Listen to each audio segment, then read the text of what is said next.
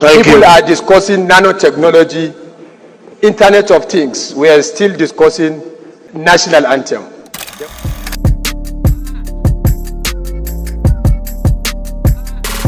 I don't know how this National Anthem even affect the well-being of the common man in Nigeria.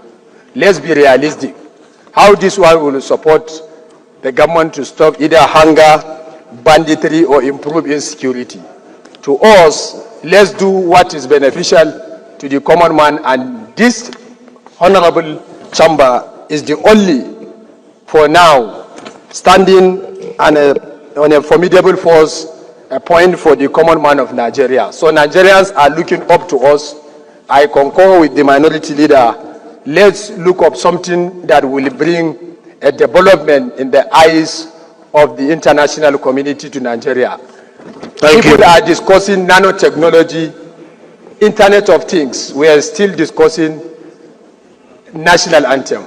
There was a saying that says countries that relies on prayers and other things will always depend on the countries that do think. Please, let's think something that will bring progress, prosperity, stability to the economy of this nation and to improve the lives of common man in Nigeria. Thank you. Okay, let's hear from Honorable.